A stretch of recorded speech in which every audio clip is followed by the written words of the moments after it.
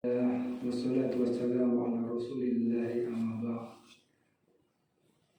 Jemaah pengajian Masjid Nurul Ihsan yang semoga dirahmati Allah, untuk kajian rutin yang kita lakukan 2 kali dalam sebulan ini untuk pekan yang ketiga. Berhubung kita mau menghadapi Idul Adha, maka untuk materi malam ini kita akan bahas tentang fikih kurban yang insya Allah nantinya akan bermanfaat bagi kita yang akan melakukan kurban di Idul Adha nanti. Untuk pengisi materi pada malam ini, Ustadz kita yaitu Ustadz Sulaiman Abu Faris MPDI dari Pesantren Abdullah bin Mas'ud Sekamah. Untuk mempersingkat waktu sambil menunggu rekan-rekan yang lain mungkin masih di jalan, mungkin kita akan segerakan kajian agar tidak terlalu malam nantinya. Mungkin demikian. Wabillahi taufik. Assalamualaikum warahmatullahi wabarakatuh. Tafadhal Ustaz.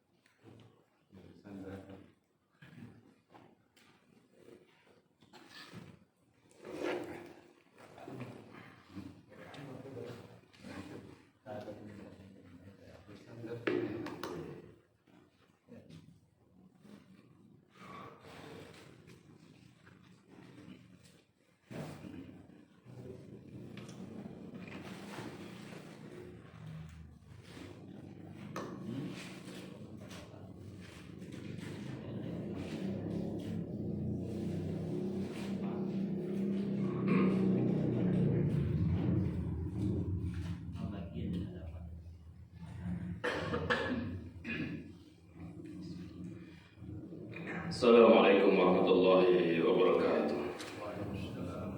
Innal hamdalillah nahmaduhu wa nasta'inuhu wa nastaghfiruhu wa na'udzu billahi min shururi anfusina wa min sayyiati a'malina. May yahdihillahu fala mudilla lahu wa may yudlilhu fala hadiya lahu. Asyhadu an la ilaha illallah wahdahu la syarika lahu wa asyhadu anna Muhammadan abduhu wa rasuluh alladzi la nabiyya ba'dah. Wa qala Allah ta'ala fi Qur'anil Karim, a'udzu billahi as-sami'il 'alim minasy syaithanir rajim min hamzihi wa nafthihi wa nafsihi. Ya ayyuhalladzina amanu taqullaha haqqa tuqatih wa la tamutunna illa wa antum muslimun. Ya ayyuhan nasu taqu rabbakumul ladzi khalaqakum min nafsin wahidah wa khalaqa minha zawjaha wa batha minhuma rijalan katsiran wa nisaa'a wattaqullaha alladzi tasaaluna bihi wal arham innallaha kana 'alaikum raqiba. Ya ayyuhalladzina amanu taqullaha wa qulu qawlan sadida yuslih lakum a'malakum wa yaghfir lakum dhunubakum wa may yuti'illaha wa rasulahu faqad faza fawzan 'azima. Wa qala Nabi sallallahu alaihi wasallam fil hadits, fa inna asdaqal hadits kitabullah wa khairul hadi hadi Muhammadin sallallahu alaihi wasallam wa syarrul umuri muhdatsatuha wa kullu muhdatsatin bid'ah wa kullu bid'atin dhalalah wa kullu dhalalatin finnar wa la'iyadu billah. Bapak Ibu orang tua kami sekalian rahimani wa rahimakumullah jami'an. Kita lanjutkan kajian kita, namun sebelum kita lanjutkan, mari sama kita bersyukur pada Allah Subhanahu wa taala. Allah yang telah menciptakan kita Tadinya kita tidak ada di atas muka bumi ini, tidak ada. Tapi Allah telah ciptakan kita sebagai manusia. Dan ini adalah nikmat yang besar. Dan lebih lagi nikmat yang besar Allah Subhanahu wa taala jadikan kita manusia yang Islam, yang beriman. Kemudian Allah berikan kita hidayah taufik dan hidayah sunnah. Ini nikmat yang besar yang patut disyukuri. Tidak semua orang dapatkan nikmat ini. Nikmat iman dan Islam luar biasa. Ditambah nikmat hidayah dan sunnah. Ini akan dirasakan nanti di akhirat. Ya. Kemudian salawat dan salam kepada Rasulullah, keluarga dan para sahabat yang mudah-mudahan di dalam mengarun kehidupan dunia singkat ini, kita sendiri pun tidak tahu ini sampai kapan kita hidup ini. Bisa jadi waktunya sebentar lagi. Dan yang sebentar lagi ini, mari sama kita untuk terus semangat dalam melaksanakan perintah Allah di atas sunnah Nabi Sallallahu Alaihi Wasallam. Bapak orang tua kami sekalian rahimani wa rahimakumullah. Sebelum kita lanjut, kita ibadah ini sebentar, Pak. Menuntut ilmu juga sebentar, ibadah juga sebentar aja. Sampai kapan kita ibadah? Menuntut ilmu, Pak? Sampai mati. Wa'bud rabbaka hatta ya'tiyakal yaqin, kata Allah. Beribadahlah kalian kepada Rabbmu hatta ya'tiyakal yaqin, sampai datang kepadamu al-yakin, yakni kematian. Kita sampai mati aja ibadah. Menuntut ilmu sampai mati, ibadah sampai mati. Sebentar ibadah. Wallahi ya akhi, kita ibadah ini sebentar saja. Kalau matinya misalnya besok, berarti ibadah sampai kapan? Besok. Kalau matinya misalnya sepekan lagi, berarti sampai kapan ibadahnya? Sepekan kan? Kalau antum misalnya meninggal dunia sampai bulan depan, berarti ibadahnya tinggal sebulan. Itu belum dipotong apa? Tidur. Ya kan? Belum dipotong jalan-jalan sana kemari. Belum dipotong cerita sana cerita sini, ya kan? Ibadah makanya sebentar ya ikhwan. Iya sebentar. Tidak lama lagi. Ya, karena itu kita ibadah sampai mati. Baik. Kali ini kita akan bahas tentang fikih kurban, ya. Nah, apa itu kurban? Baik. Makanya alhamdulillah ya, keputusan Departemen Agama hari ini kita sudah masuk tanggal 1 Dzulhijjah, ya. Jadi tadi sebelum maghrib sudah masuk, sekarang sudah masuk. Jadi ini adalah 1 sampai 10 Dzulhijjah adalah hari-hari yang dimuliakan oleh Allah. Hari-hari yang dimuliakan. Bahkan Nabi SAW pernah bersabda dalam hadis yang sahih diriwayatkan oleh Abu Dawud, Tirmidzi dan selainnya, kata Rasulullah, "Ma min ayamin, ya, al-amalu salihu fiha ahabba ila Allah min hadhil ayam." Yakni ayam al-ashri. Kata Rasulullah, tidak ada hari-hari yang lebih dicintai oleh Allah melainkan hari 10 dari bulan Dzulhijjah, 1 sampai 10. Itulah. Bahkan qalu, sahabat bertanya, "Ya Rasulullah, wala jihadu fi sabilillah?" Walaupun orang yang berjihad di jalan Allah, kata Rasulullah, ya, walaupun orang yang berjihad di jalan Allah, illa rajulun kharaja bi nafsihi wa malihi falam yarji min dzalika bisyai'. Kecuali orang-orang yang berjihad dengan membawa dirinya, membawa semua hartanya, kemudian dia tidak kembali alias apa? Mati syahid. Baru itu bisa menstarai orang yang ibadah di 10 hari ini. Makanya Pak, Ibnu Rajab Al-Hambali berkata, "Wa idza kana habu ila Allah fa huwa afdalu indahu." Kata Rasulullah, kata Ibnu Rajab, apabila sesuatu itu lebih dicintai oleh Allah, maka sesuatu tersebut lebih afdol di sisinya. Artinya kalau Allah mencintai 10 hari ini, ya kan? Kata Ibnu Rajab ini ulama ini Pak, kalangan Hambali, ya ulama besar. Maka kata beliau ini, kata beliau apa? Ahabu ilallah fa huwa afdalu indahu. Maka ini lebih afdol di sisi Allah. Artinya siapa yang beramal dari tanggal 1 tadi sebelum maghrib sampai nanti tanggal 10 menjelang asar, ya, maka ini amalan-amalan yang dicintai Allah, bahkan lebih utama ketimbang hari-hari selama setahun ini. Makanya Pak, 10 hari yang mulia itu, diantaranya kalau dia malam Ramadan malamnya, itu kan malam Lailatul Qadar kan? Kenapa? Karena ada 1000 bulan di situ.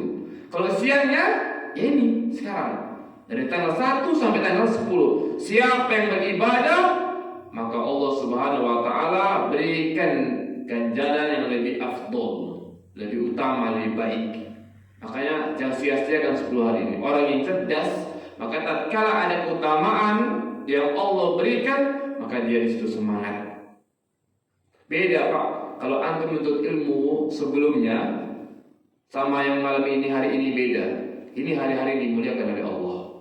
Beda antum semalam yang sedang sedekah sama sedekah yang 10 hari ini beda. Beda misalnya semalam antum sholat tahajud sama nanti malam terus sampai 10 malam, itu beda. Saya mengatakan Rasulullah, makanya lebih utama. Makanya manfaatkan 10 ini. Dan puncaknya apa? Lebaran haji atau orang yang melaksanakan ibadah haji dan kurban. Makanya orang kurban itu luar biasa ya. Kenapa? Karena dia masih tercakup di dalam 10 hari itu. Ya. Jadi kalau ada orang sedekah misalnya sebesar 2,5 juta, kemudian dia memberikan kambing kurban 2,5 juta, maka dia yang lebih afdal yang mana? Yang memberikan kambing untuk dia kurbankan, karena itu syariat. Ya. Baik, itu sekilas saja. Ingat ya, ajak keluarga, anak istri untuk beribadah di 10 hari bulan Dzulhijjah ini. Dan ini sudah mulai awal ya, ajak. Baik. Sekarang kita masuk ke kurban. Ya, saya mengambil yang penting-penting aja. Kurban itu yang sesuatu yang disembeli pada hari raya guna mendekatkan diri kepada Allah ya. Kurban itu artinya sesuatu yang disembeli pada hari raya Idul Adha untuk apa? Mendekatkan diri kepada Allah. Itu pengertian kurban. Yang menurut fikih sunnah karang oleh Abu Malik Kamal Said Salim. Kemudian hukum berkurban ini adalah khilaf para ulama. Hukum kurban ada yang mengatakan wajib, ada yang mengatakan sunnah muakkadah. Hukum kurban, ya, yang mengatakan wajib hukum kurban ini diantaranya adalah Rabi'ah, kemudian Al-Auza'i, Abu Hanifah, Al-Lais dan sebagian mazhab Maliki. Mereka mengatakan hukum kurban wajib bagi yang mampu. Wajib hukum. Apa dasarnya? Dalil. Ini para ulama. Para ulama ini kalau dia mengatakan wajib sunnah, mereka pakai dalil.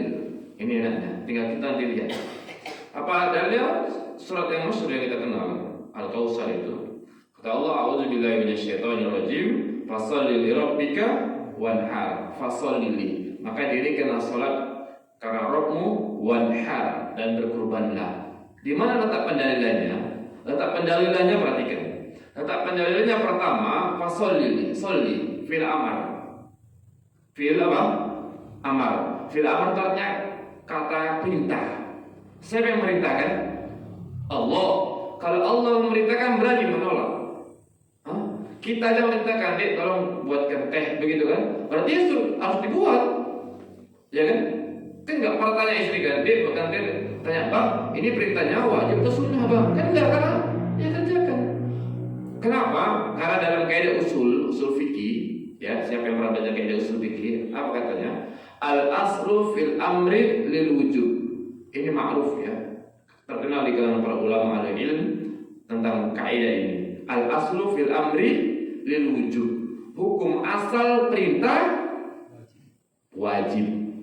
Apalagi yang merintahkan siapa? Allah. Wanhar. Lihat fasholli, dirikanlah salat karena Rabbmu. Mendirikan sholat karena Allah kan wajib kan. Kemudian wanhar, dan berkurbanlah. Wawnya itu waw atop Pak. Dalam kaidah bahasa Arab, waw atop itu artinya atop.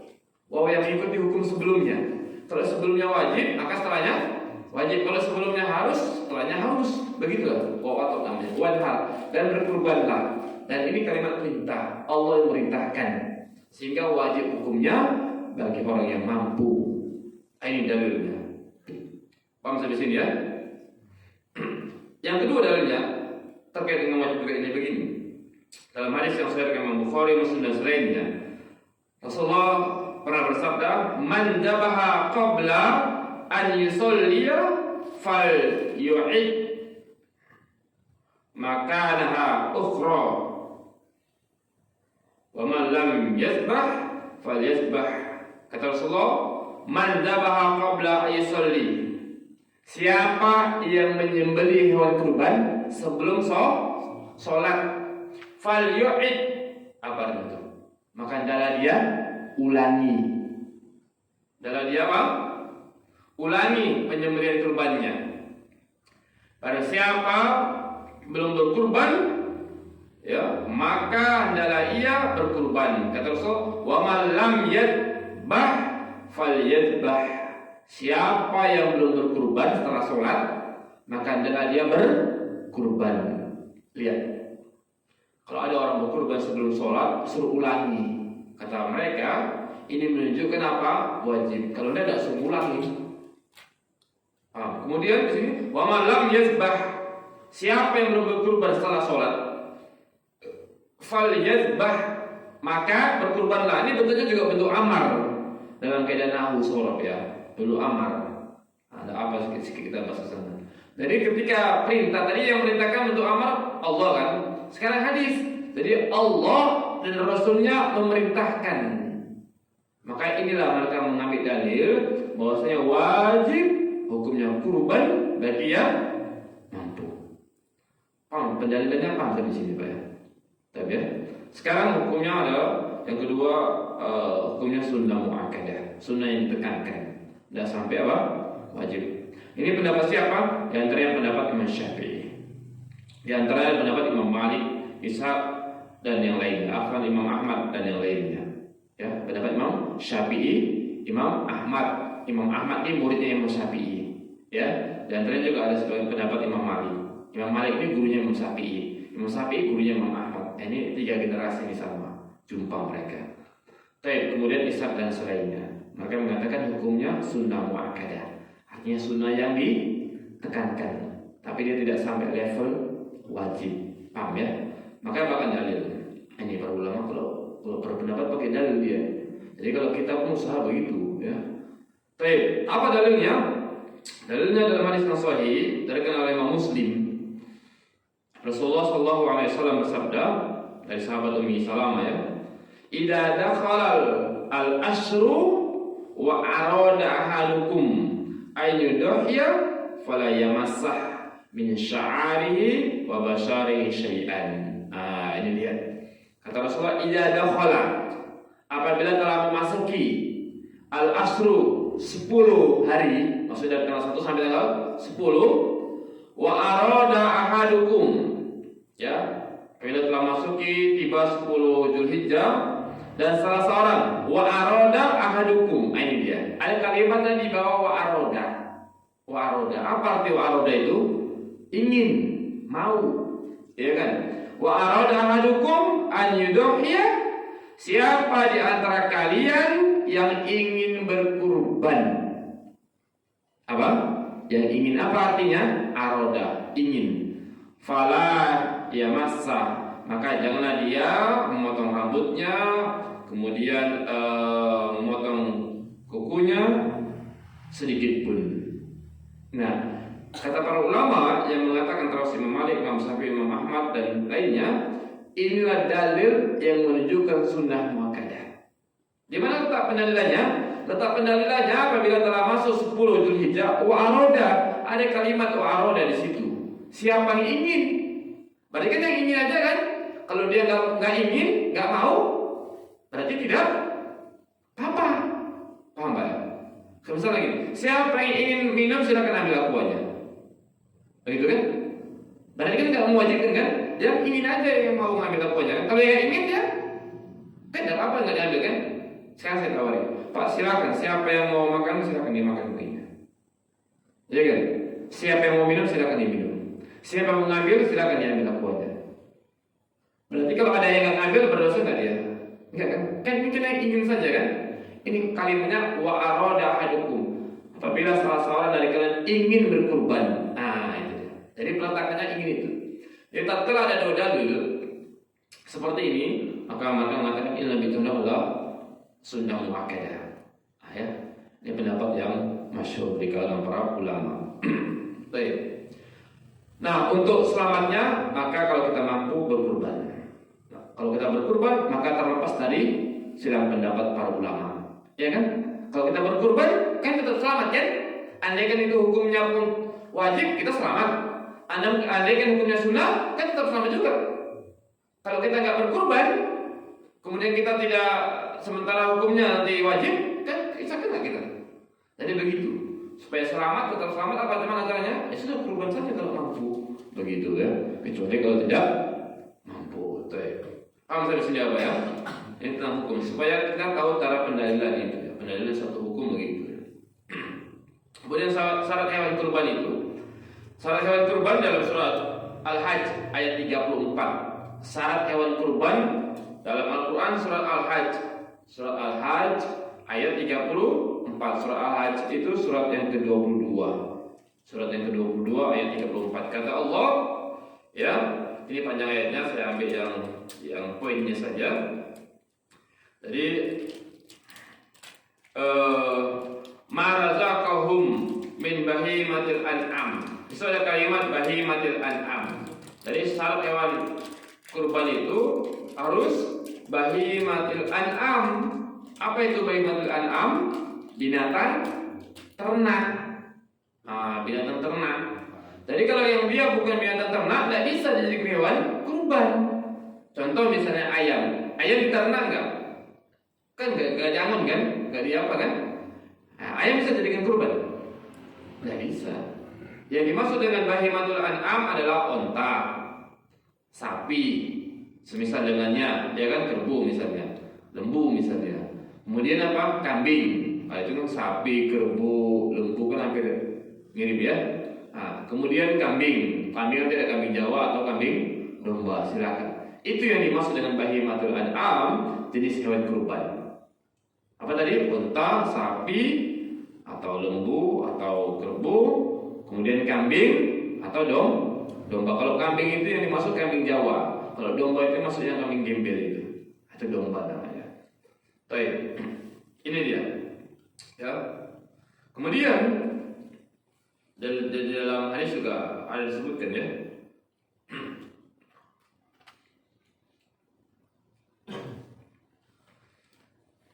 Hewan kurban ini yang perlu diperhatikan. Hewan kurban harus cukup umur. Kalau umurnya nggak cukup, maka tidak sah hewannya, apa kurbannya, tidak sah. Ini harus diperhatikan. Bukan sekedar bagus besarnya, bukan. Tapi yang paling utama, umurnya harus pas. Karena ini syarat. Kalau nggak bisa ya, nggak bisa. Ya, syaratnya. Apa dalilnya? Dalilnya adalah hadis sahih Imam Muslim, Abu Daud dan selainnya. Dari sahabat Jabir radhiyallahu anhu, Rasulullah sallallahu alaihi wasallam bersabda, kata Rasulullah, perhatikan Bapak, la tasbahu illa musinnatan. Nah, ini dia. Illa an yaksura alaikum fatasbahu jaza'atan minad do'ni. Nah, ini syarat. Ya, syaratnya. Apa itu? Kata Rasulullah, la tasbahu, jangan kalian sembeli illa musinnatan, kecuali usianya sudah musinnah. Musinnatan itu artinya gigi dan tumbuh gigi ya. Kemudian para ulama menyebutkan yang dimaksud musinnah kalau dia itu onta, onta, maka umurnya 5 tahun. Ya, berapa tahun? 5. Kalau dia misalnya sapi, lembu dan semisalnya berapa tahun? 2. Kalau dia kambing berapa? 1 tahun. Kata Rasulullah, illa an yaksura alaikum, kalau kamu sulit mendapatkan kambing yang usia setahun, sulit, ya kan? Fatasbahu, maka boleh kalian sembelih berkurban jaza'atan minad do'ni. Apa itu? Umur yang 9 jazaan. Ya. Umur yang jazaan itu dalam lafaz yang lain boleh dia itu setengah tahun, tapi khusus untuk domba. Jadi kalau kita simpulkan dalam hadis ini, pertama, tidak boleh la tasbahu, jangan kalian sembelih. Ini bentuknya ada larangan. La tasbahu. Bentuknya dalam bahasa Arab namanya fil nahi namanya. Fil apa? Nahi. Nah ini lihat, fil nahi itu artinya apa? Bentuk larangan. Berarti kalau dilarang boleh nggak? Tidak boleh kan? Kalimatnya la tasbahu. Jangan sembelih. Sama kalau kita nyuruh jangan makan. Berarti nggak boleh makan, ya kan? Jangan antum duduk di situ misalnya. Ya jangan duduk di situ. Ini larangan, ya kan? Sholat jangan main-main. Berarti nggak boleh sholat main-main. Begitu. Ini larangan. Nah, kaidah usul lagi, ini kaidah-kaidah harus kita hafal ya. Apa kaidahnya? Al aslu fin nahi litahrim. Al aslu asal fin nahi di dalam nahi larangan apa? Litahrim menunjukkan keharaman. Artinya hukum asal larangan itu tidak boleh begitu. Paham ya? Saya ulang. Ingat. Kalau yang tadi kaidahnya al aslu fil amri lil wujub. Apa? Al aslu fil amri lil wujub. Ingat ya. Saya ulang ya teman-teman. Al aslu fil amri lil wujub. Artinya al aslu fil amri di dalam perintah, lil wujub menunjukkan wajib. Kan hampir kan ada bahasa Arab sama bahasa Indonesia hampir mirip itu, ya kan? Al aslu fin nahi, asal di dalam nahi, larangan. Lit tahrim, li menunjukkan tahrim, haram atau tidak boleh. Ya haram itu nggak boleh kan? Mana ada yang haram boleh ya? Baik, itu kayak jadi supaya kita cerdas di memahami dalil. Kenapa nggak boleh? Karena kalimatnya bentuknya larangan, begitu ya, larangan. La tasbahu, jangan kalian sembelih. Berarti kalau gitu, kalau dia sembelih yang belum musinah, sah tidak sah. Karena Nabi melarangnya. Kalau dilarang berarti tidak boleh, berarti tidak sah. Unta berapa tahun? 5. Sapi lembu berapa tahun? 2. Kambing biasa setahun. Kambing apa? Kalau di sini apa namanya? Domba itu gembel ya. Gembel setengah tahun boleh minimal. Oh lebih nggak apa-apa ya? Paham kan Pak?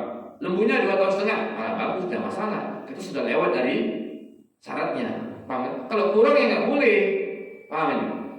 Nah ini hitungannya bukan Masehi, tapi apa hitungannya? Hijriyah. Paham ya? Hijriyah itu waktunya lebih sedikit, ya kan? Karena kalau bulan Hijriyah paling banyak 29 dan 30 hari. Kalau Masehi itu rata-rata 30 dan 31. Makanya kita lebaran makin lama makin maju kan. Karena dia sedikit harinya hitungannya. Ya. Begitu. Jadi kalau Masehinya sudah 2 tahun sudah selamat kita. Atau Masehinya sudah setahun sudah selamat. Karena Masehi lebih lama waktunya. Makanya kalau mau nyari tanya sama yang punya kambing, punya lembu. Ini kalau kambing biasa udah ada setahun ini. Oh sudah beli. Kalau perkara dia nokol dia berdosa. Yang penting kita tanya, dia ada berapa tahun umurnya ini? Oh setahun lebih, beli. Oh belum ada setahun, jangan beli. Jangan. Nah yang punya domba, yang punya kambing, kalau dia menjual untuk kurban, sementara usianya belum cukup, dia katakan cukup, dia berdosa. Ini syaratnya, harus 2 tahun, harus setengah 6 bulan, harus setahun, harus 2 tahun, harus 5 tahun. Kita cerita unta nggak ada lah. Kalau ada lembu, ya kan? Harus minimal berapa tahun? 2. Nah, ini yang penting. Perhatikan ini. Nggak boleh kalau nggak itu 2 tahun. Kemudian, paham sampai sini paham ya? Paham kita lanjutkan. Kalau nggak paham kita ulang. Hewan kurban tidak cacat. Ini perhatikan. Selain yang ini maka boleh. Ya, hewan kurban harus baik. Kalau ada cacat yang ini maka nggak boleh. Selain ini boleh. Apa? Dalilnya dalam hadis yang sahih dari Abu Daud, Nasai dan selainnya banyak. Dari sahabat Barok bin Aziz. Dia katakan, Faqala, Rasulullah bersabda, arba'un, ada 4, la tajuzu fi adhahi, ada 4 syarat yang tidak boleh dijadikan kurban. 4 ini, kalau ada 4 ini nggak boleh dijadikan kurban. Hewan ini belum layak begitu, paham? Nggak sah berarti. Apa itu? Faqal, maka Rasulullah bersabda, al-awra'u bayyin awaruha. Kata Rasulullah, buta yang jelas-jelas butanya. Kalau kambingnya, lembunya, dombanya buta, maka tidak sah kurbannya. Tapi butanya jelas, paham ya? Jelas butanya, jelas. Yang kedua, wal maridatu bayyin maraduha. Penyakitan yang jelas-jelas sakitnya. Kan ada orang penyakit kan nampak dia kan, sama kayak misalnya ayam yang penyakitan kan nampak kita sama ayam sehat. Kalau dia sakit, tapi ini sakitnya bukan sekedar ya. Kalau sekedar tidak apa-apa. Tapi ini kalimatnya di sini ada bentuk bayyin, yang jelas-jelas sakit. Memang selama ini penyakitan terus ibunya. Ini 2, nggak boleh, tidak sah korbannya. Yang ketiga, wal arja'u bayyin zul'uha. Yang pincang benar-benar pincangnya. Ini pincangnya betul nampak jelas, bukan sekedar. Ya. Yang pincang dia, pincang. Emang dia itu lembunya memang pincang, bukan karena kesandung. Kalau kesandung sedikit ada masalah. Ya, ini pincangnya jelas. Karena apa? Karena ada kalimat bayyin, jelas-jelas pincangnya. Ini yang ketiga. Dan yang keempat, wal kasiru allati la tanqa, yang benar-benar kurus sehingga ya tidak memiliki sumsum. Kurus sekali lembunya itu atau kambingnya, maka ini jangan. 4 ini syaratnya. Maka kalau 4 ini ada, maka tidak sah.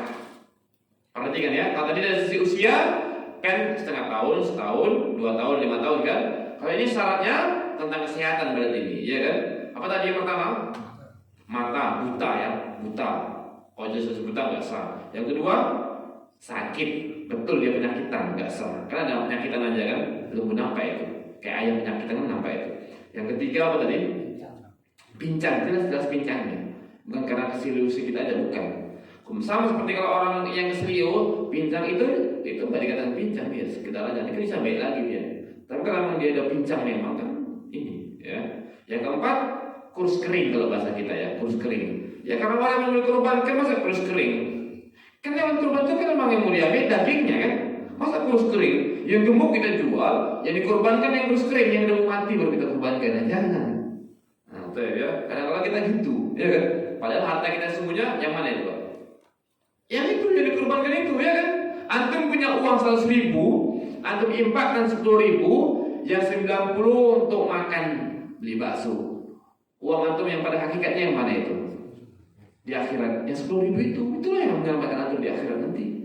Bukan yang 90, itu 90. Bisa pagi dan antum buang lagi. Ya kan? Iya. Nah, baik. Kemudian waktu penyembelihan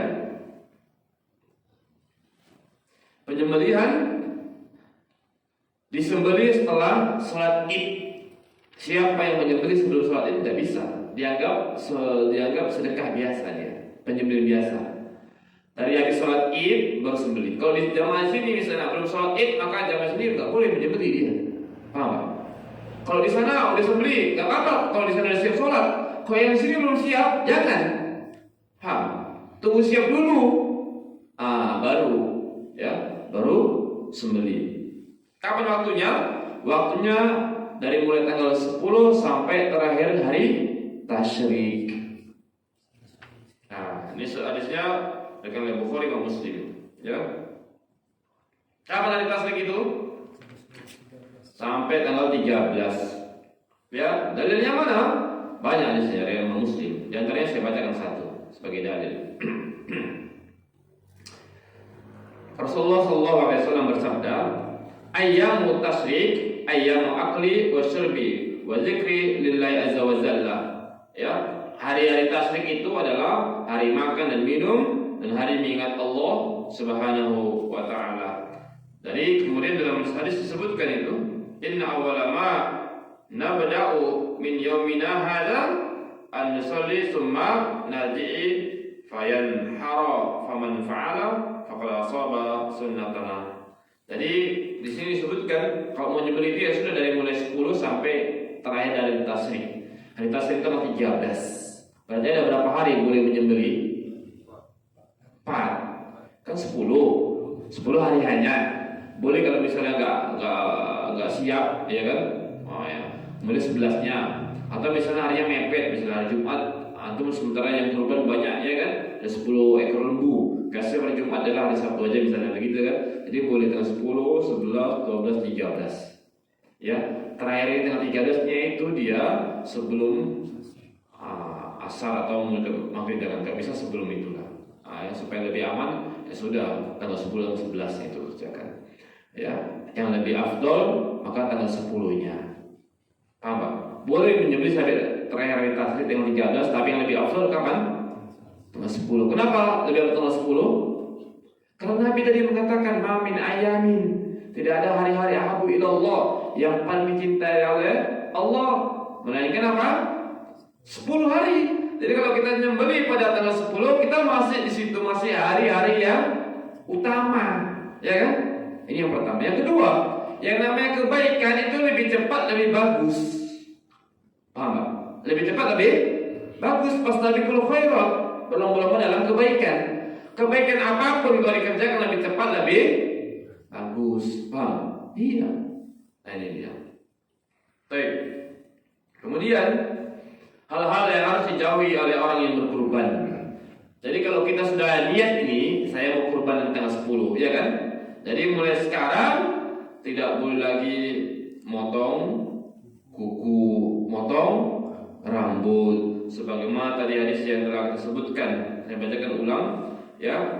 Man kana lahu jibahun yadbahu, siapa di antara kalian yang memiliki hewan kurban, hendaklah dia berkurban.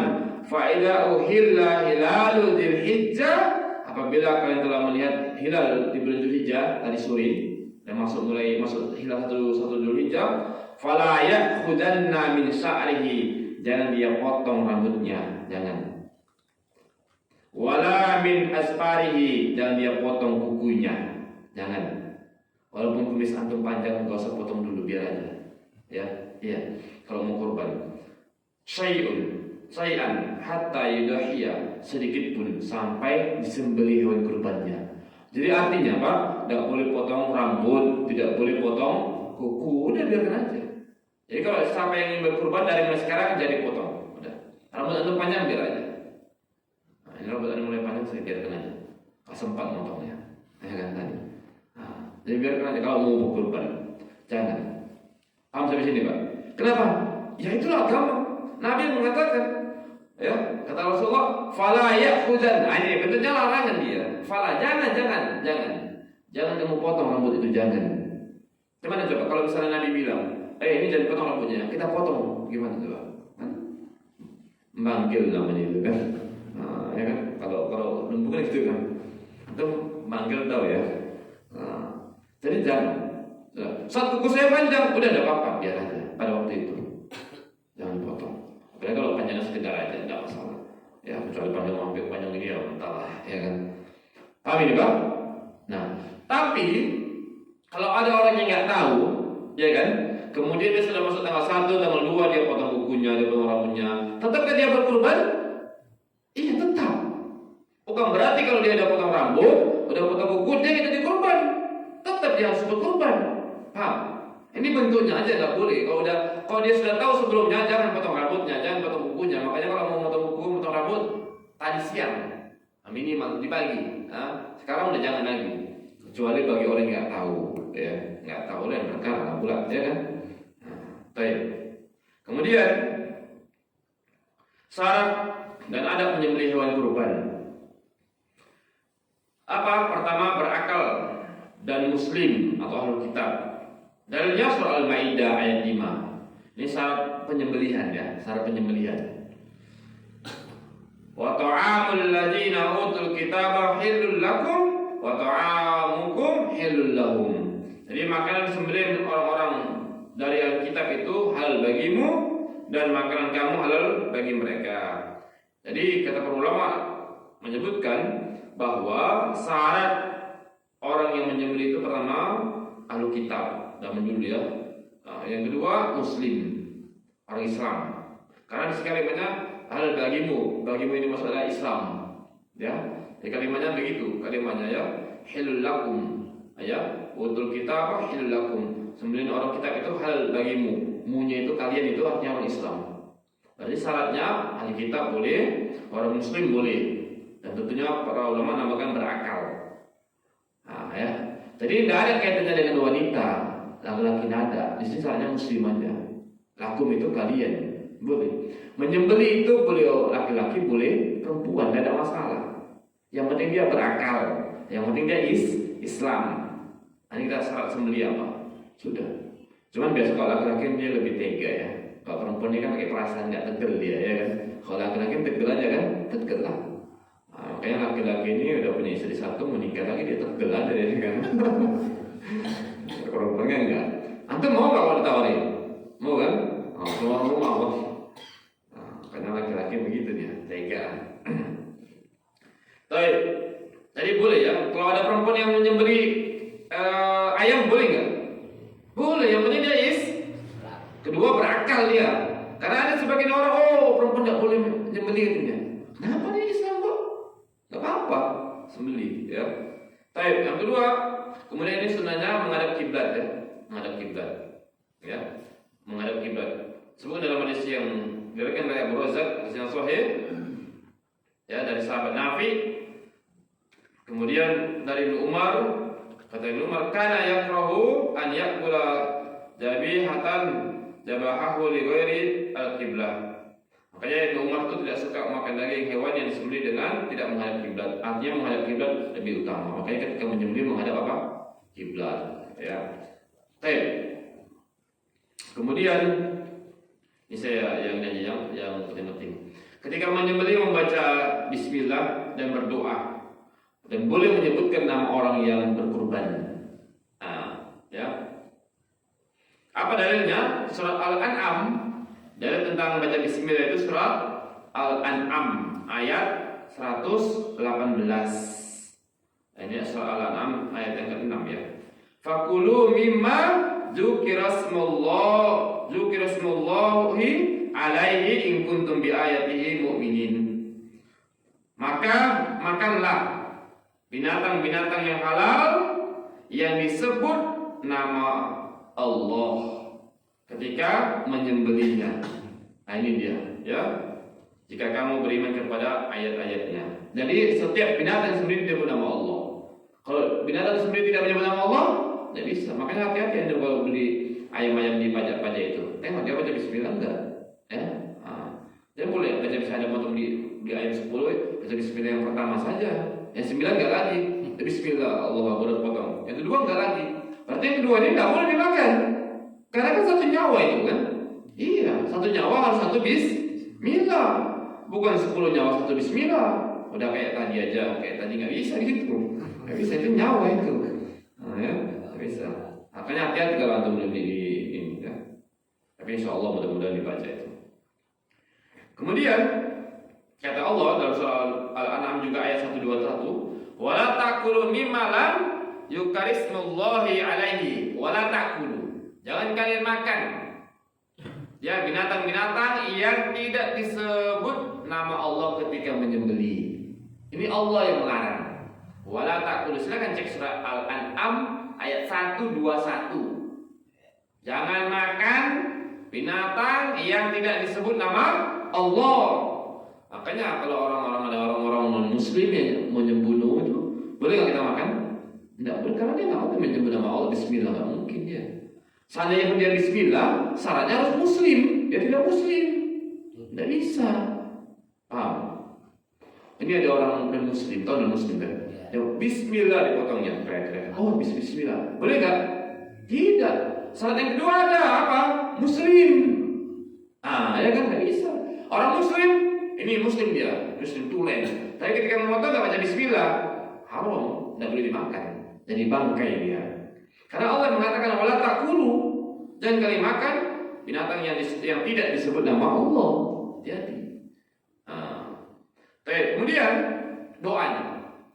Semakal Nabi kemudian berdoa, Bismillah, Allahumma taqabbal min Muhammad wa ali Muhammad, ya, wa min ummati Muhammad semua dhahabihi. Jadi Rasulullah itu kalau mau nyembelih Pak hewan, maka dia baca Bismillah, ya, Bismillah, boleh Bismillah, Allahu Akbar, Bismillah. Kemudian ya Allah terimalah kurbannya Muhammad, artinya dirinya dan keluarganya. Jadi boleh kita sembelih itu, kalau lembu 7 orang, boleh kita sebut namanya nggak apa-apa, boleh. Dia kurbannya sebulan, bulan nggak apa-apa, nggak masalah, nggak apa. Baca Bismillah, Bismillah, Allahu Akbar, potong, sudah. Boleh sebutkan. Kalau kambing boleh sebutkan, ya, nggak apa. Ini menunjukkan juga dalil satu keluarga cukup dengan satu kambing saja. Satu keluarga cukup dengan satu apa? Kambing. Karena dikatakan taqabbal bin Muhammad wa ali Muhammad. Ya Allah, ini kurbanku dan atas apa? Keluargaku. Boleh. Jadi kalau misalnya ada istrinya, ada anaknya misalnya, semua satu keluarga itu jumlahnya misalnya 10 orang misalnya, 10 orang. Yang berkurban boleh satu kambing saja. Boleh. Paham Pak? Atau misalnya 10 orang ini dia ikut kurban lembu di masjid misalnya, ya kan, satu boleh, tapi dia niatkan untuk keluarga juga. Cuman yang didaftarkan cuma nama dia sendiri, paham nggak? Contoh nih saya ini punya keluarga nih, ada 9 lagi sama saya 10, ya kan? Saya kalau kambing itu satu aja saya beli kambing, tapi saya niatkan untuk keluarga juga. Oh masuk kambing lah, kita daftar di masjid ada lembu aja, sudah saya daftarkan nama saya. Tapi niat saya, korban saya dan keluarga ini juga boleh. Ya. Keluarga ini yang dinaungi satu keluarga, paham Pak? Kalau satu keluarga masih bisa, paham? Satu keluarga masih bisa. Tapi kalau misalnya kita ini, misalnya ada seorang itu yang punya anak misalnya 2, yang satu masih sama dia belum nikah, yang satu sudah menikah, sudah punya keluarga sendiri, punya istri sendiri, punya penghasilan sendiri, maka dia tidak bisa, paham? Dia harus korban sendiri karena dia sudah punya tanggungan sendiri. Jadi dimaksud ini satu kambing buat satu keluarga, yang itu masih satu nafkah, satu naungan, paham? Begitu. Kalau anak antum sudah rumah tangga sendiri, tidak bisa, dia tidak dapat pahala dari kita, tidak dapat. Ya. Itu satu naungan yang satu keluarga. Dia sudah berhak untuk berkorban sendiri dia, karena dia sudah satu keluarga, satu nafkah. Dia nafkahnya sudah beda. Paham sampai sini Pak? Baik. Kemudian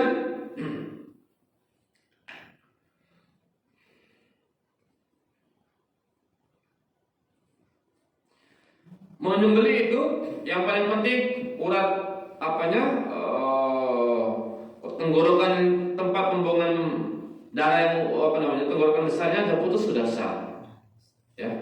Berdasarkan hadis Nabi, ma'an harad dama wa dzukira smullahi faqul laisa sinna wa zufur. Sembelian dengan sesuatu yang dapat mengalirkan darah. Yang dapat mengalirkan apa? Darah, maksudnya tenggorokan besarnya, kerongkongan besarnya, tempat keluar darah besarnya. Ya. Kemudian sebutlah nama Allah, lalu makanlah, kecuali dengan gigi dan kuku. Dia gigi dan kuku tidak boleh. Maka ini juga sudah sah. Ya sudah sah. Misalnya kita motong kambing itu, kan ada kadang-kadang kan urat yang tidak terpotong kan, sudah sah. Kalau yang besar sudah terpotong. Paham nggak? Nah, kemudian pendistribusian daging hewan kurban atau pemberian daging hewan kurban.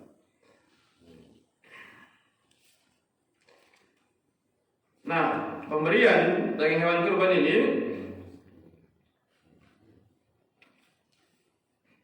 hadisnya panjang ya. Dari Salamah bin Al-Aqwa, dia berkata Nabi sallallahu alaihi wasallam bersabda, siapa saja di antara kalian yang ingin berkurban, janganlah menyisakan daging kurban, ya. Di rumahnya menepi 3 hari. Pada tahun berikutnya orang-orang bertanya, wahai Rasulullah, apakah kami harus melakukan sebagaimana yang kami lakukan pada tahun lalu? Maka beliau bersabda, makanlah daging kurban tersebut dan bagilah sebagaimana sebagiannya kepada orang lain, serta simpanlah sebagian yang lain. Sebab tahun lalu orang-orang dalam keadaan kesusahan. Oleh karena itu saya bermaksud supaya kalian dapat membantu mereka. Jadi intinya di sini disebutkan bahwa ya, fakulu minha wa at'imu al-ba'isa faqir. Maka makanlah sebagian daripadanya dan sebagian lagi berikanlah untuk dimakan oleh orang-orang kesusahan dan fakir. Jadi kalau kita baca keterangan para ulama, daging hewan kurban itu dia dibagi 3 ya. Dibagi berapa Pak? 3. Yang pertama untuk dia makan sendiri, ya kan? Yang kedua dikasihkan fakir miskin atau orang susah. Yang ketiga dikasihkan sebagai hadiah kepada karib kerabat. Paham? Dimakan sendiri sudah jelas untuk yang kurban. Kasih orang yang susah atau fakir dapat. Kemudian ini untuk kerabat. Tahu kerabat? Kalau kerabat ini boleh orang kaya, ada apa-apa namanya kerabat. Kerabat itu kita kerabat dekat, ya kan? Keluarga kita, kemudian kerabat kita. Namanya kerabat keluarga ada yang miskin, ada yang kaya kan? Boleh, makanya daging hewan kurban boleh. Hatta orang kafir kita kasih pun boleh. Hatta orang kafir. Tapi kafirnya kafir mu'ahad ya. Kafir mu'ahad, kafir yang baik. Paham kan? Nah, tapi kalau kafir harbi tidak boleh. Orang-orang muslim yang memerangi kita tidak boleh. Tidak boleh dikasih. Tapi kalau non-muslimnya baik, tidak memerangi, sudah ada perjanjian dengan kaum muslimin, maka boleh dikasih. Kata para ulama. Nah, lihat 3 untuk makan sendiri, kasihkan orang yang susah, kasihkan kerabat. Nah, pembagiannya ini tidak mesti sepertiga. Walaupun sebagian mengatakan sepertiga, tidak mesti. Ya, pembagiannya tidak mesti sepertiga. Boleh yang punya kurban lebih banyak, boleh. Atau boleh dikasihkan dia yang kurban lebih sedikit, boleh. Tidak masalah. Kenapa? Karena hewan kurban itu kan punya dia. Ya terserah dia, ya kan? Dan kan dia mengasih. Terserah. Tidak ada patokan harus sepertiga situ. Ya, tidak ada patokan harus sepertiga situ. Kalimatnya apa? Kalimatnya fakulu minha wa at'imu. Makan sebagian dan berikan sebagian. Dalam lapas hadis disebutkan juga begitu. Kulu wa at'imu wa dakhirun. Itu dia. Ya, makan, berikan dan simpan. Jadi boleh, tidak masalah. Tidak mesti dia sepertiga, tidak mesti. Ya, boleh kalau misalnya dapatnya misalnya untuk potong kambing misalnya 9 kilo misalnya, ya kan? Tidak mesti 3 kilo sama yang kurban, 3 kilo kasih fakir miskin, 3 kilo kasih kerabat, tidak mesti. Tidak mesti. Boleh. Kalau misalnya dagingnya 9 kilo, antum boleh ambil 4 kilo. Yang kurban boleh, tidak masalah. Yang kurban mengambil 5 kilo pun boleh. Yang kurban mengambil 6 kilo pun boleh. Sisanya kasihkan yang baik. Paham? Kenapa? Karena itu kan daging kurban punya siapa? Punya antum kan misalnya kan? Ya terserah antum mau ngasih orang, ya kan? Kan nggak dipaksa, ya kan? Iya. Jadi boleh. Dia dibagi sepertiga. Maksudnya itu si kurban, fakir miskin yang susah, dan kayak kerabat. Bukan sepertiga dibagi 3 ini itu dagingnya, bukan. Paham? Dibagi sepertiga ini pembagian orangnya. Paham ya? Nah itu dia. Ini tidak masalah. Atau misalnya yang kurban itu dia bisa dapat 9 kilo. Udahlah sama saya cuma mau pengen sekilo saja. Yang 8 kilo saya kasih sama orang. Tidak apa-apa juga, tidak masalah. Ya, kalau orang lebih senang. Cuma dapat 9 kilo, yang antum kasihkan sama orang cuma setengah kilo, itu namanya pelit tentu. Ya, masa 8 kilo antum makan yang sekilo tinggal dibagi, ya kan? Gimana Pak? Assalamualaikum, salam. Apa ngasih daging kurban berapa? Hasilnya 2 on misalnya. Nah, ini bagus, namanya penghinaan antum sama gitu ya kan? Baik. Kemudian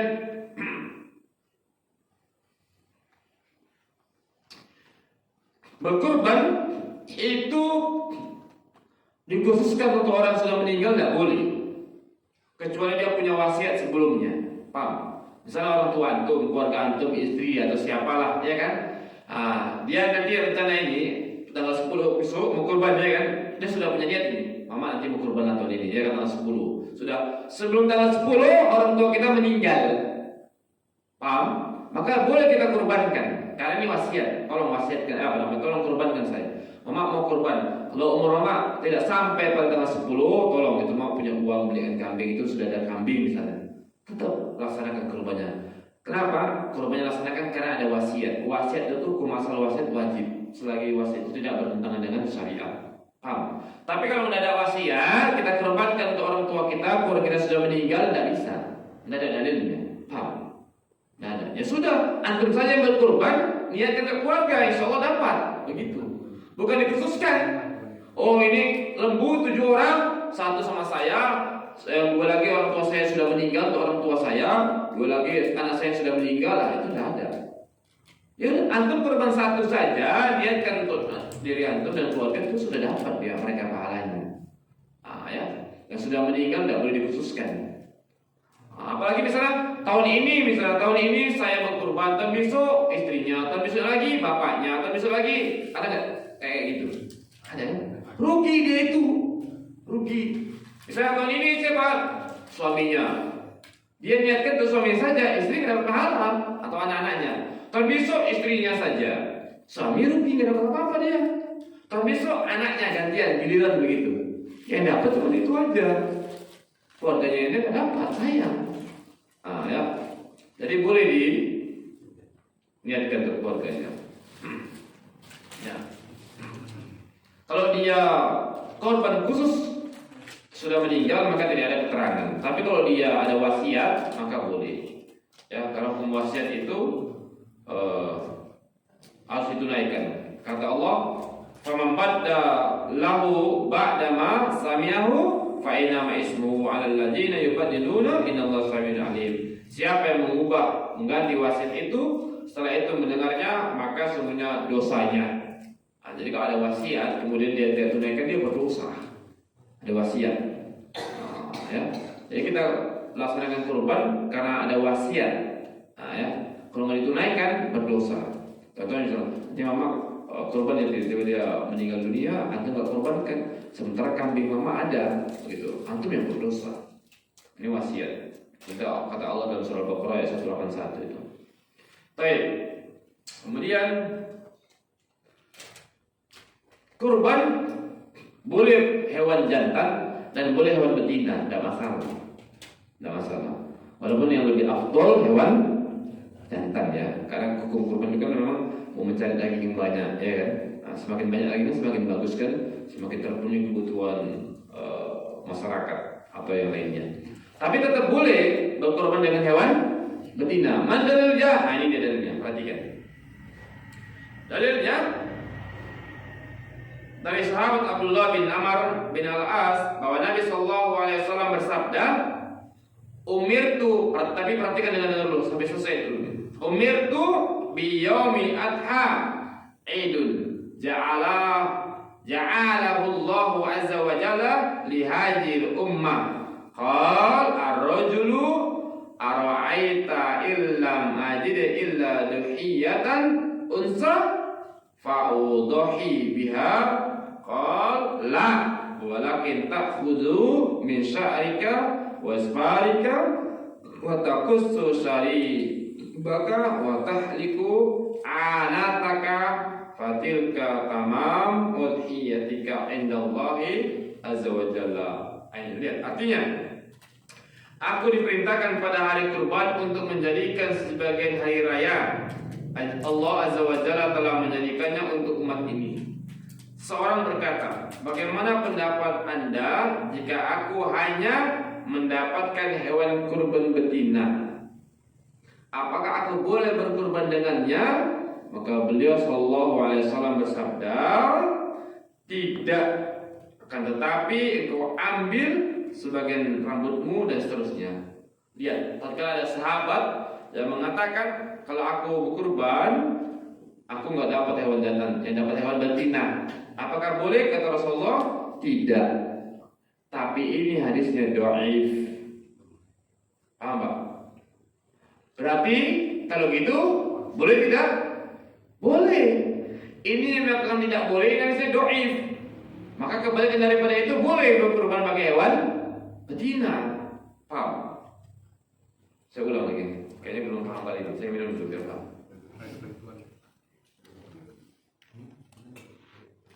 Ada sahabat.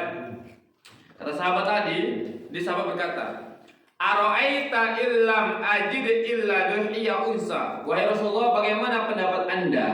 Andaikan saya ini mau berkurban tapi tidak dapat hewan jantan, yang dapat hewan betina, ya, tidak ada. Apakah saya boleh berkurban pakai hewan betina? Kata Rasulullah, tidak. Tapi ini hadisnya apa? Dhaif. Ya, maka ini menunjukkan bolehnya berkurban pakai hewan betina. Walaupun tetap yang afdol hewan dan jantan. Kita cerita bolehnya ya, bukan cerita afdolnya. Paham Pak?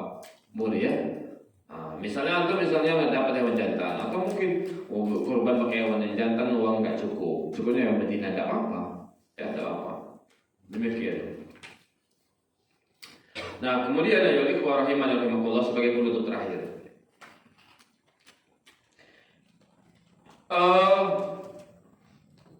Bagi panitia kurban tidak boleh mengambil atau memberikan upah dari hewan kurban bagi penjagal, pemotong, tidak boleh. Kenapa? Karena Allah Subhanahu wa taala telah mengatakan, "Qul inna sholati wa nusuki wa mahyaya lillahi rabbil alamin." Qul inna sholati. Katakanlah sungguhnya salatku, wa nusuki, sembelihanku atau sembelih kurban. Wa mahyaya, hidupku, wa matiku, lillahi, semata-mata semuanya karena Allah. Jadi mau sholat, mau kurban, kita ambil poinnya kurban ya, pada suki ya, sembelihan. Sembelihan itu semata-mata diperuntukkan untuk Allah semua. Sehingga jagal, tukang potong lah kalau bahasa apanya ya, tukang potong, tukang sembelih, itu tidak boleh dikasih upah dari daging hewan kurban, tidak boleh. Kenapa? Kalau kita kasih, niatnya kita kasih karena dia telah membantu motong, maka berarti tidak ada dari hewan kurban itu sebagian yang tidak lengkap dikorbankan. Kenapa? Sebagian diambil. Untuk apa? Jagal. Makanya apa? Sebenarnya mana dalilnya? Dalilnya disebutkan dalam hadis Imam Bukhari, Imam Muslim, kemudian Abu Daud dan selainnya banyak. Ya, saya hadis yang tentang larangan jagal dikasih daging kurban. Saya sudah catat baru ya.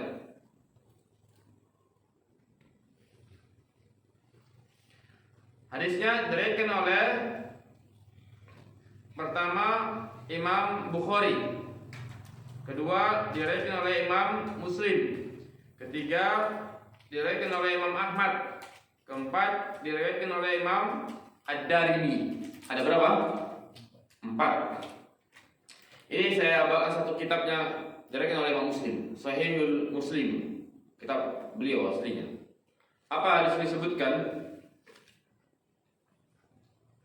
Ya, An Ali qol, dari Ali radhiyallahu anhu, dia berkata, ya, amarani Rasulullah sallallahu alaihi wasallam. Rasulullah SAW memerintahkanku. Siapa diperintahkan? Ali, ini sahabat ya, plus menantu.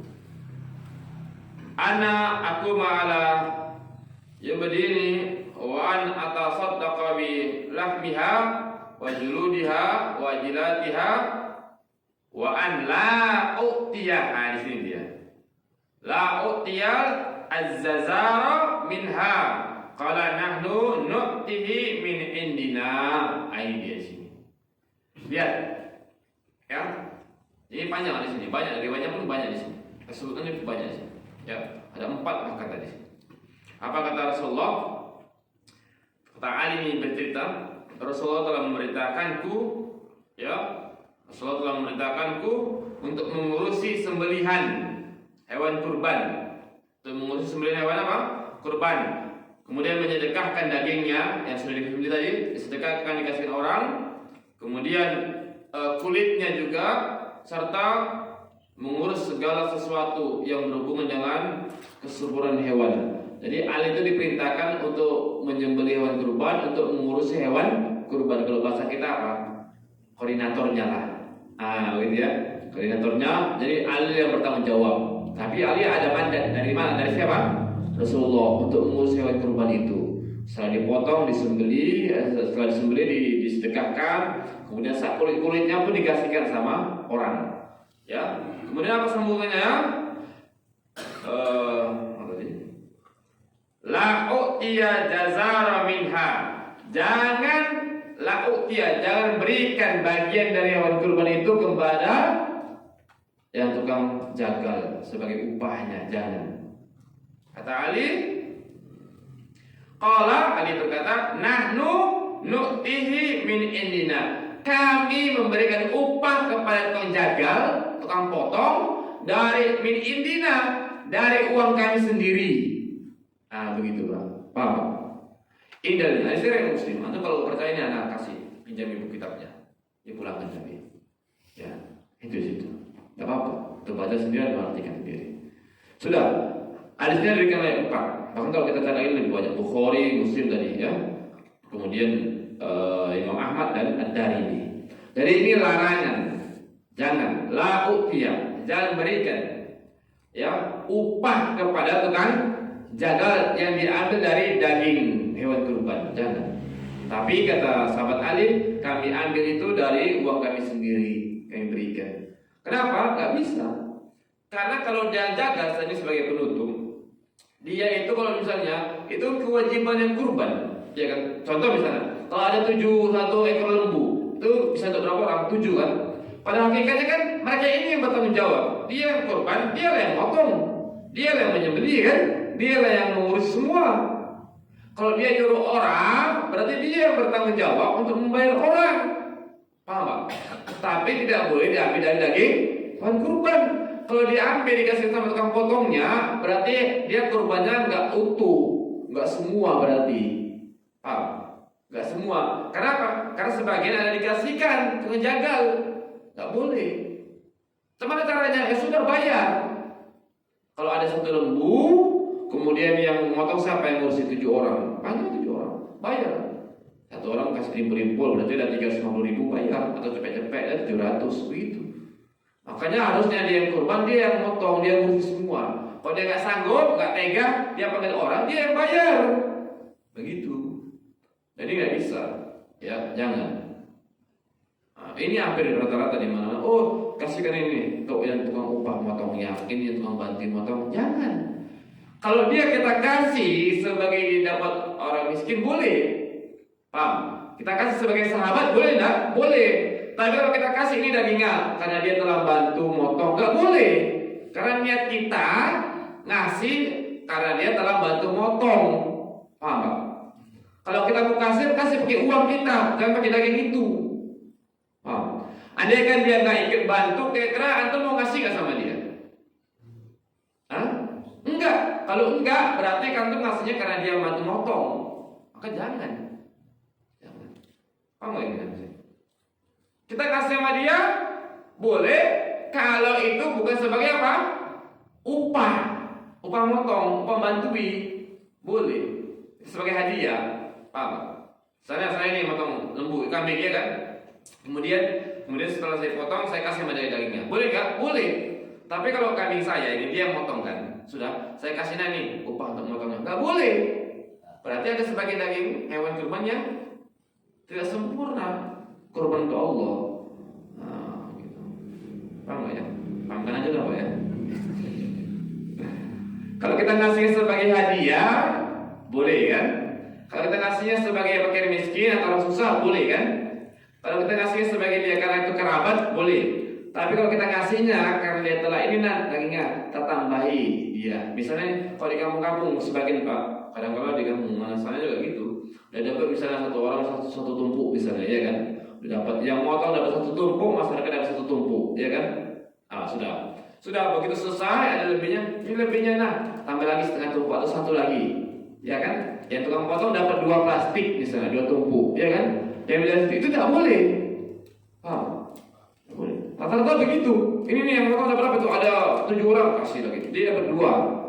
Yang dapat 1, nggak boleh. Dia tetap dapat 1. Paham? Jadi dia udah bantu motong, gimana?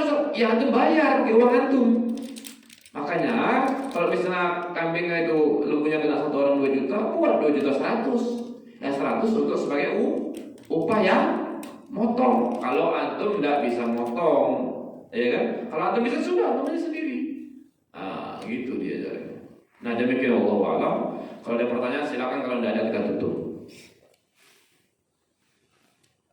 Nah, Assalamualaikum warahmatullahi wabarakatuh. Assalamualaikum.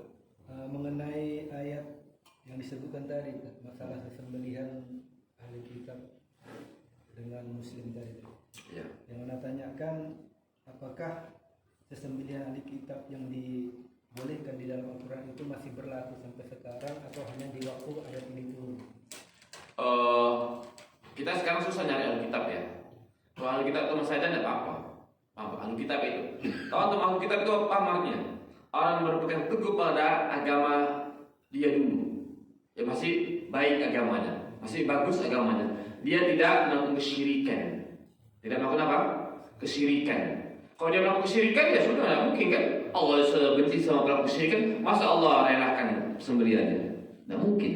Ini Alkitab itu masih berpegang teguh pada agama sebelumnya, paham ya?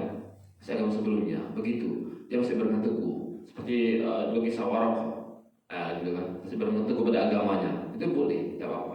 Kalau sekarang langka, atau mungkin tidak ada. Siapa coba yang begitu? Tidak ada. Ya, ini Alkitab pada masa dulu. Sekarang udah jarang lah, susah nyari Alkitab, nggak usah. Nah, wallahu a'lam.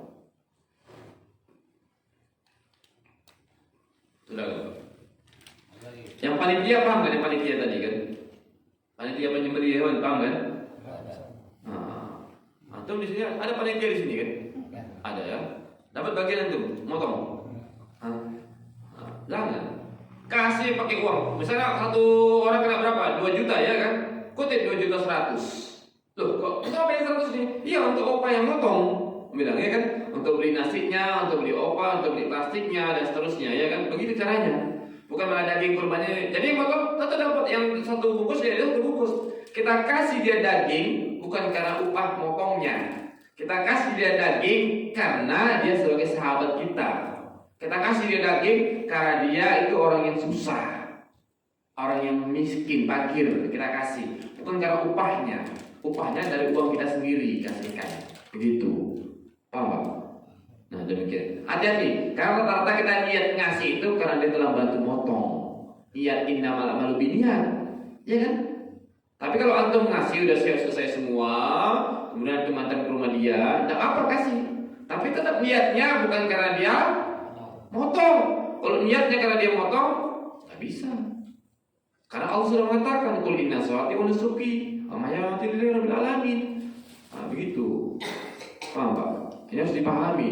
Karena banyak di antara panitia-panitia itu yang motong-motong itu dapat dia. Bahkan panitia itu motong dapat lebih banyak dia. Iya kan? Banyak.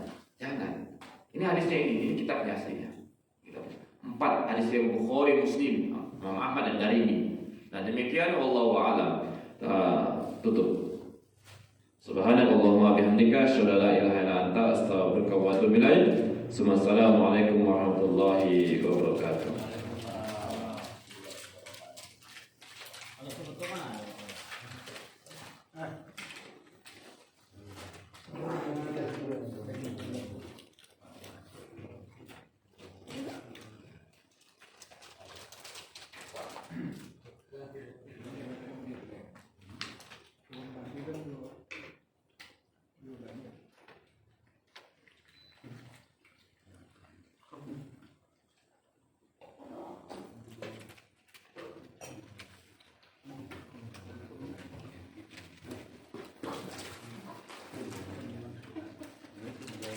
Mas.